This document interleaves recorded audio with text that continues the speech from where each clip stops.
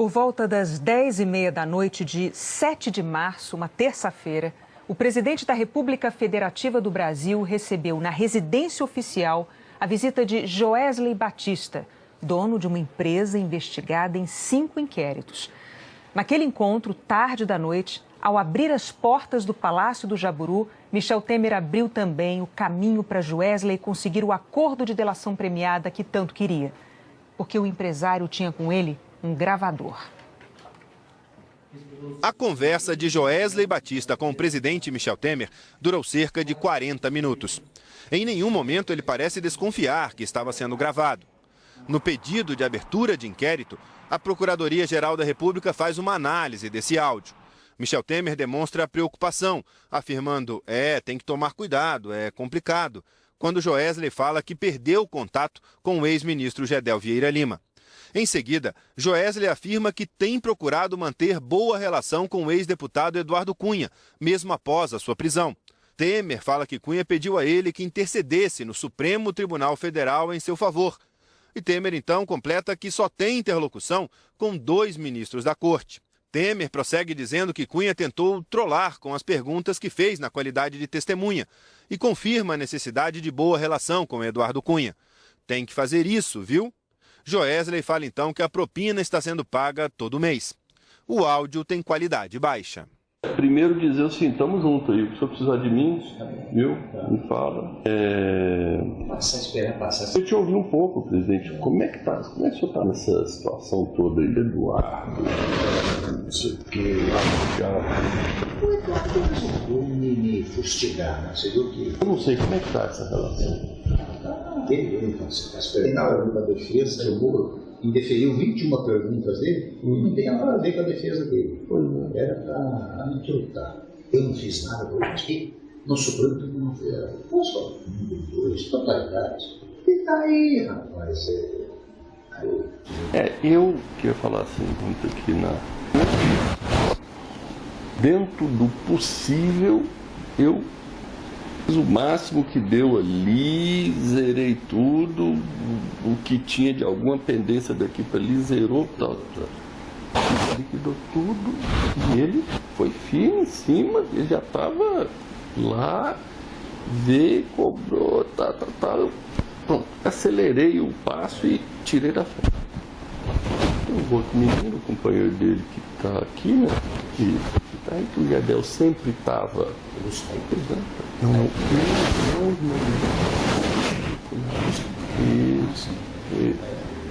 O Gedel é que andava sempre ali, mas o Gedel também com esse negócio, eu perdi o contato, porque ele virou investigado, agora eu não posso também, eu não posso encontrar ele.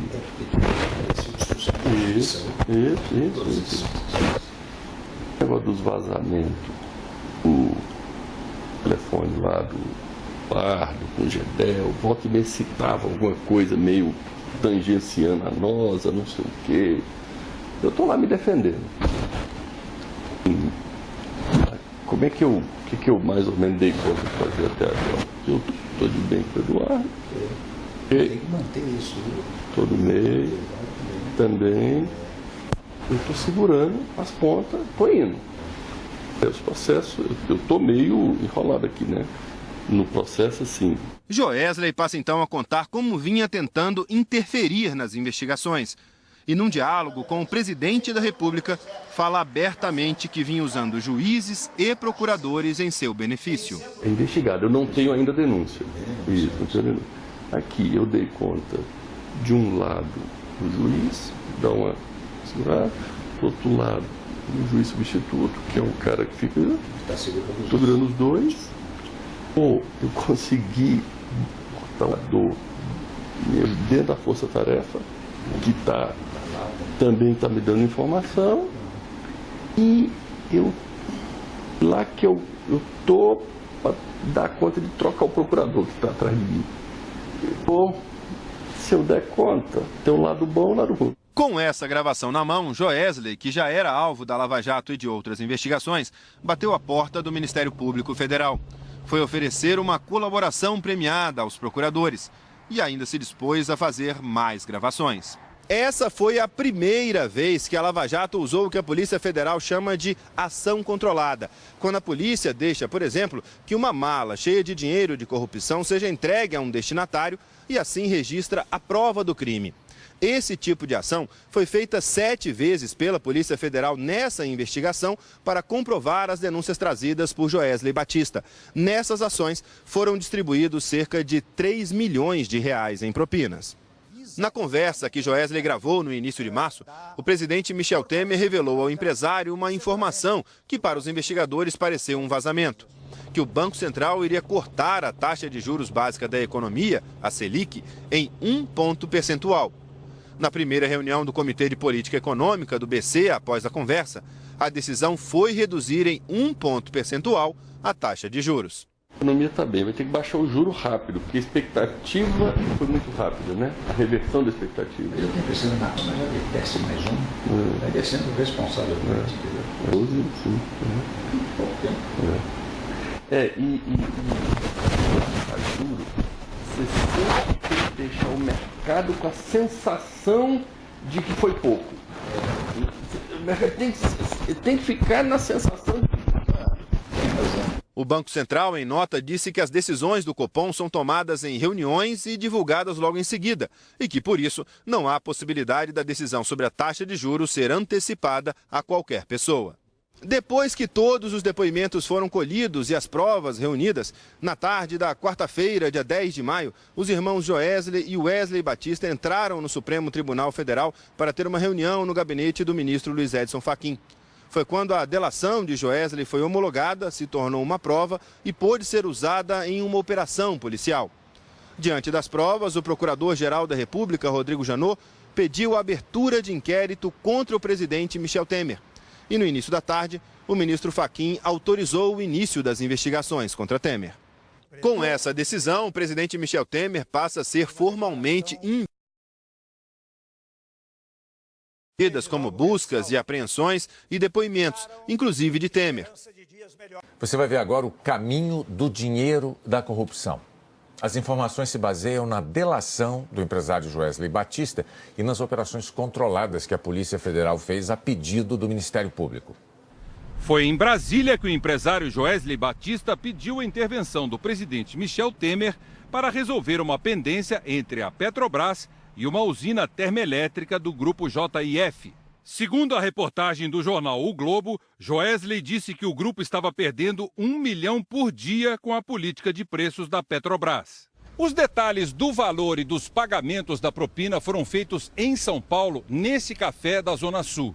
Aqui, segundo a reportagem, o homem indicado pelo presidente Michel Temer, o deputado Rodrigo Rocha Loures, do PMDB do Paraná, encontrou-se com Ricardo Saúde, executivo da JBS, indicado por Joesley Batista. Os dois combinaram que a propina a ser paga seria de R$500 mil por semana durante 20 anos, que é o tempo do contrato da termoelétrica com a Petrobras. Ou seja, 480 milhões de reais de propina ao longo de 2 décadas. De acordo com a delação que fez aos procuradores da República, foi nesse encontro que o deputado Loures disse ao empresário que levaria a proposta a alguém acima dele e que Saúde fez 2 menções, abre aspas, ao presidente, fecha aspas. A reportagem afirma que, pelo contexto, os dois se referiam a Michel Temer. O segundo encontro entre o executivo da JBS e o deputado federal foi nesse shopping que também fica na Zona Sul de São Paulo. O que o deputado do Paraná não sabia é que a Polícia Federal estava monitorando tudo numa ação controlada para obter uma prova em flagrante. Você vai ver agora fotos publicadas pelo site do jornal O Globo que mostram o esquema usado pelo deputado para despistar o recebimento da propina. No shopping, os dois foram a um café e a um restaurante.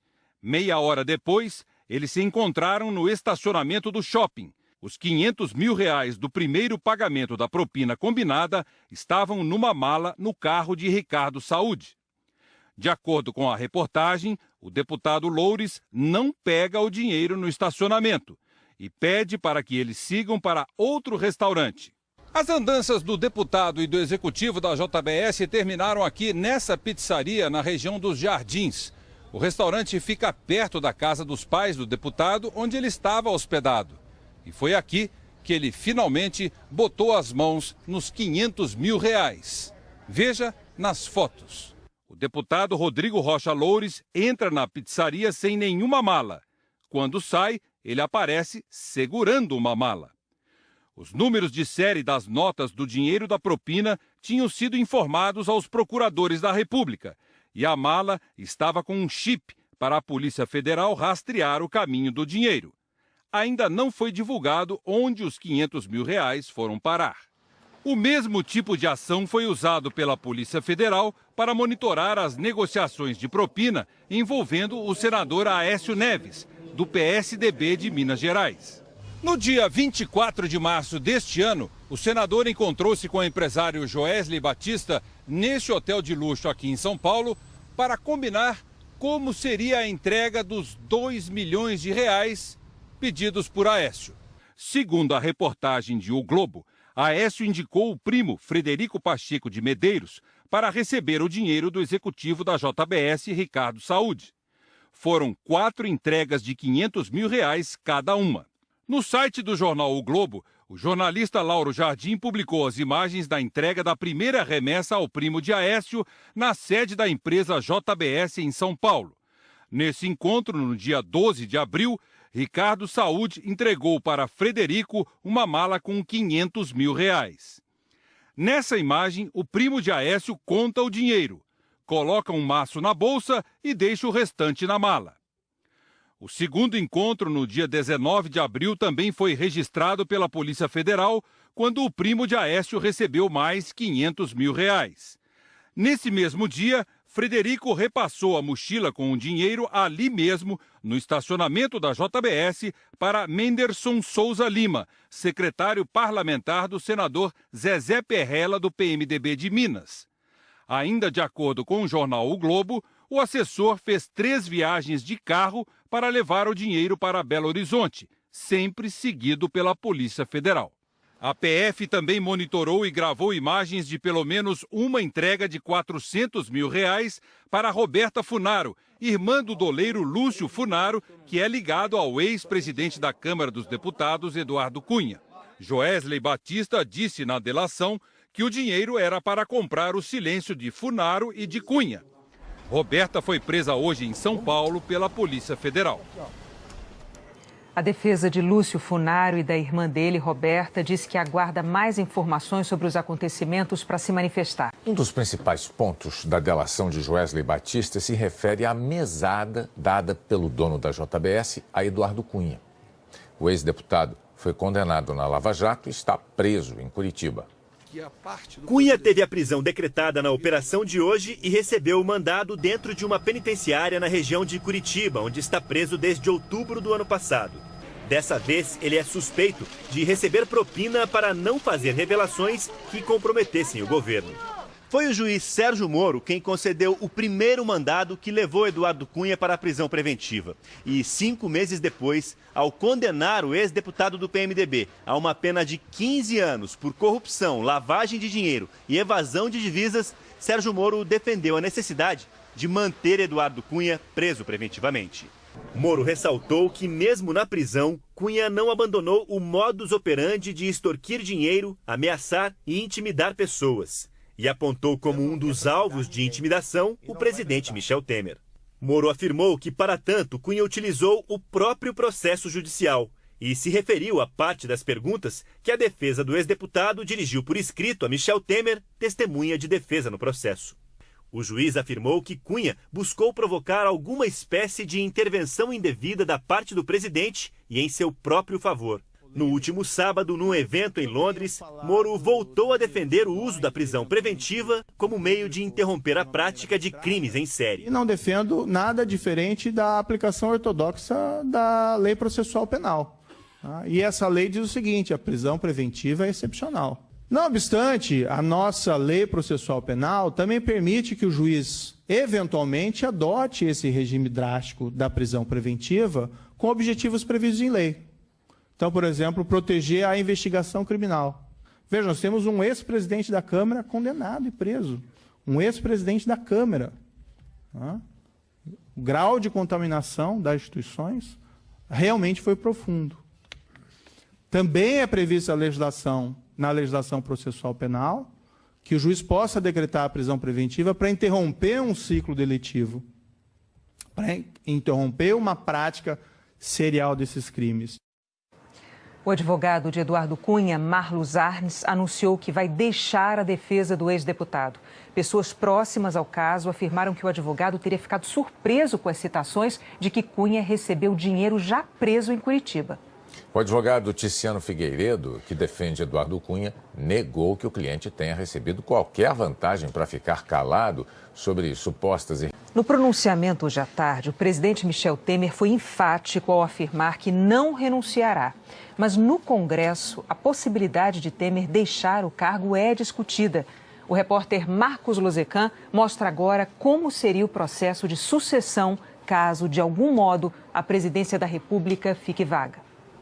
Está no artigo 81 da Constituição Federal. Vagando os cargos de presidente e vice-presidente da República, haverá nova eleição 90 dias depois de aberta a última vaga. Já o parágrafo 1º esclarece o que acontece quando o mandato já passou da metade.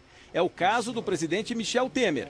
Ocorrendo a vacância nos últimos 2 anos do período presidencial, a eleição para ambos os cargos, presidente e vice, será feita 30 dias depois da última vaga, pelo Congresso Nacional, na forma da lei.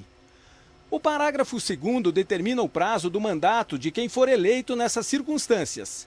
Em qualquer dos casos, os eleitos deverão completar o período de seus antecessores, ou seja, o mandato será tampão. Na prática, em qualquer hipótese, renúncia, impeachment ou cassação pela Justiça Eleitoral, há eleição indireta. Mas antes, o presidente da Câmara assume a presidência da República interinamente, por no máximo 30 dias, prazo que o Congresso tem para eleger presidente da República e vice em sessão conjunta de deputados e senadores. O cargo resultará vago e sobrevém em até 30 dias eleição indireta, né, pelo Congresso Nacional, naturalmente. E é o que diz a Constituição, no parágrafo 1º do artigo 81, porque, no caso, a vacância se dará no 2º biênio do período presidencial, do mandato presidencial. O texto da Constituição de 1988 prevê que uma lei definiria as regras, mas até hoje tudo que existe regulamentando o tema é uma lei de 1964, de antes da atual Constituição. E por isso, há dúvida se ela seria aplicada. O texto dessa lei afirma que são 2 votações secretas, de acordo com o artigo 4º, primeiro para presidente, segundo para vice-presidente. O parágrafo 5º do artigo 5º da lei diz que será considerado eleito o candidato que alcançar o voto da maioria absoluta dos membros do Congresso Nacional. No caso, 298 votos, o que corresponde à metade dos congressistas mais 1. O parágrafo 10 prevê que a posse será no mesmo dia da eleição. Antes de encerrados os trabalhos, o presidente da mesa convocará o Congresso Nacional a fim de receber o compromisso do presidente e do vice-presidente da República. Essa lei não diz quem vai ser candidato, mas a Constituição estipula os seguintes critérios para se candidatar a presidente: que sejam brasileiros natos, que tenham direitos políticos vigentes, título de eleitor, filiação partidária, idade mínima de 35 anos e que não se enquadrem nas restrições da lei da ficha limpa, ou seja, que não tenham sido condenados por órgão colegiado, a partir da 2ª instância. O presidente da República não pode ser processado por crimes cometidos fora do mandato. Mas como nesse caso Michel Temer teria tentado obstruir uma investigação durante o mandato dele, o ministro Luiz Edson Fachin, relator da Lava Jato aqui no Supremo, autorizou a abertura de um inquérito a pedido do Procurador-Geral da República. O embaraço à investigação de organização criminosa é um crime comum, que prevê pena de 3 a 8 anos de prisão e multa. Com a abertura desse inquérito, nada impede que o presidente continue no cargo. Não há prazo para a conclusão das investigações. Se ao final o Procurador-Geral da República decidir denunciar o presidente ao Supremo, o caso será submetido à Câmara dos Deputados. O artigo 86 da Constituição diz que a ação só pode ser aberta se for aprovada por 2/3 da Câmara dos Deputados e que o presidente será submetido a julgamento perante o Supremo Tribunal Federal, nas infrações penais comuns. Nesse caso, de acordo com a lei, o afastamento do presidente é de 180 dias. O artigo 2º diz que, se decorrido esse prazo, o julgamento não estiver concluído, cessará o afastamento do presidente, sem prejuízo do regular prosseguimento do processo. O processo é de um crime comum, isto é, como se fosse num juízo de primeira instância, só que no Supremo Tribunal Federal, regulado pelo Código de Processo Penal e com todas as garantias constitucionais que se dá a qualquer acusado. E o julgamento é no Supremo Tribunal Federal e a decisão é por maioria de votos. Ao final da ação penal, se condenado, o presidente perde o mandato e começa a cumprir a pena. O ministro Marco Aurélio Mello falou antes da sessão de hoje no plenário do Supremo. Ele disse que é preciso aguardar os desdobramentos da crise política antes de o STF se posicionar. Ele disse que a Suprema Corte acompanha tudo com preocupação. Vamos aguardar para ver quais serão os próximos passos. Que sejam passos seguros e que atendam, acima de tudo, os anseios da sociedade. Tempos estranhos, muito estranhos, geradores de grande perplexidade nacional. E o Brasil, como nós estamos vendo, continua sangrando. O decano Celso de Mello não gravou entrevista hoje, mas em declaração por escrito afirmou que a saída para a crise política está na Constituição. Os cidadãos deste país, as instituições nacionais e os membros integrantes dos poderes do Estado devem prestar obediência irrestrita à Constituição e às leis da República, como condição de preservação de nossas liberdades fundamentais e de proteção aos nossos direitos. A hipótese de uma cassação pela Justiça Eleitoral depende do resultado do julgamento da chapa Dilma Temer no TSE, que está assim. No dia 6 de junho, o Tribunal Superior Eleitoral inicia o julgamento das ações que pedem a cassação da chapa presidencial eleita em 2014, formada por Dilma Rousseff e Michel Temer. O caso pode deixar a ex-presidente Dilma inelegível, proibida de se candidatar e levar à cassação de Temer. Os 7 ministros julgarão 4 ações nas quais o PSDB aponta abuso de poder econômico e político nas eleições de 2014. O partido diz que houve caixa 2 e uso de dinheiro público desviado na campanha. O Ministério Público Eleitoral opinou pela cassação da chapa com inelegibilidade de Dilma por 8 anos e perda do mandato de Temer, mas isentando Temer de perder também os direitos políticos. 4 sessões estão previstas para o julgamento entre os dias 6 e 8 de junho. A JBS é investigada em 5 operações da Polícia Federal. Ao longo da última década, com financiamento generoso de dinheiro público durante os governos petistas de Lula e de Dilma Rousseff, a empresa se tornou a maior processadora de carne do planeta. A JBS nasceu pequena em 1953. Um açougue em Anápolis, Goiás, aberto por José Batista Sobrinho, pai dos controladores do conglomerado atual. Batista Sobrinho vendeu carne no canteiro de obras da construção de Brasília, abriu e comprou frigoríficos no interior de Goiás e, em 2004, a JBS já era uma grande empresa com sede em São Paulo. Mas foi sob o comando do filho Joesley que a JBS se agigantou. A empresa comprou frigoríficos na Argentina, Estados Unidos, Austrália e assumiu o controle de concorrentes no Brasil. O faturamento passou de 4,3 bilhões de reais em 2006 para 170 bilhões em 2016, 40 vezes mais em 10 anos. Hoje é uma empresa global com dezenas de marcas de produtos de carne bovina, suína, ovina e de frango. Emprega 270 mil pessoas aqui e no exterior. Além da JBS, os irmãos Batista controlam empresas de derivados de leite, calçados e vestuário, celulose, produtos de higiene e limpeza, um banco e companhias de energia. Ninguém monta um grupo empresarial desse porte sem muito trabalho. Mas os irmãos Batista tiveram uma ajuda privilegiada do governo. O grupo JBS, durante o governo Lula, foi escolhido para ser um dos campeões nacionais. Empresas que receberam apoio financeiro para tentar entrar no clube dos grandes conglomerados mundiais. O BNDES, banco estatal, financiou o crescimento da JBS com empréstimos e compra de ações.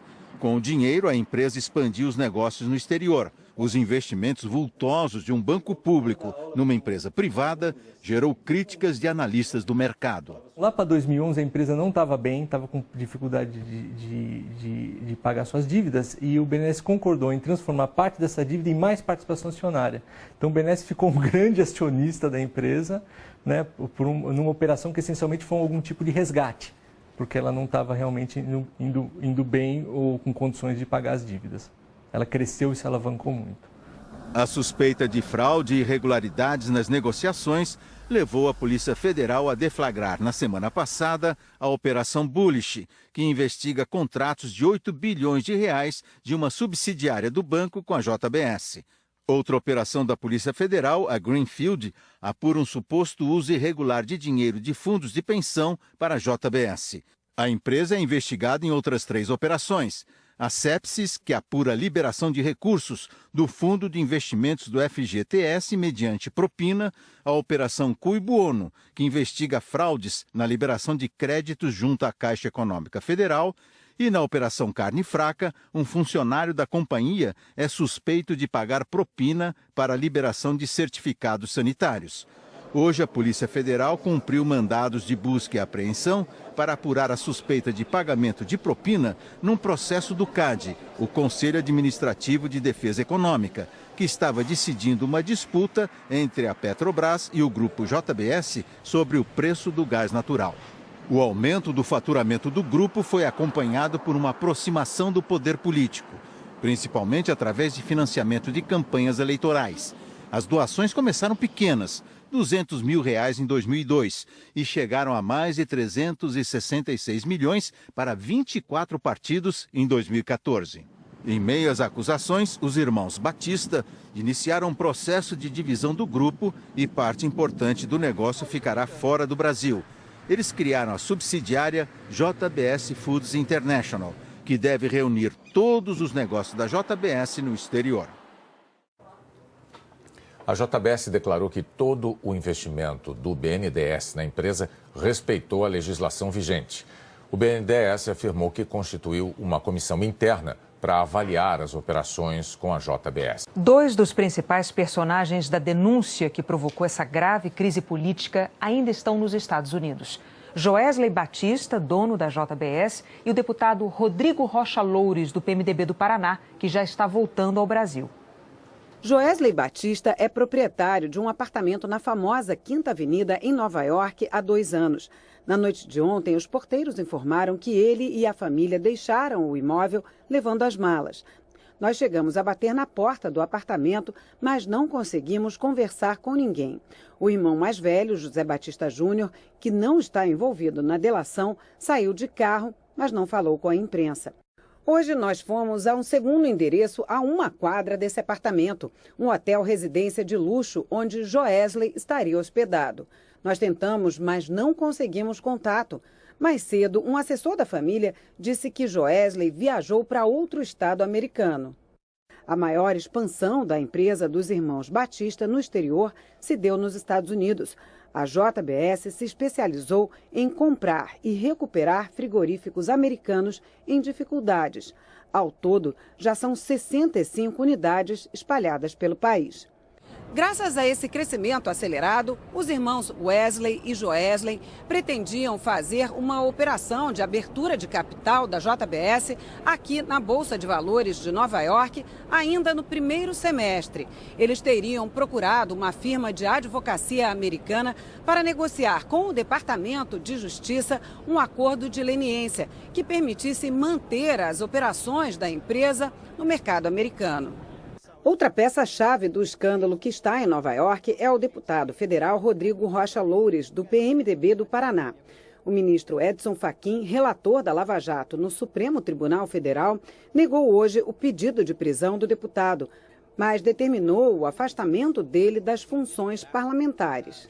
Ontem, Rodrigo Loures deu uma palestra para analistas políticos em Nova York.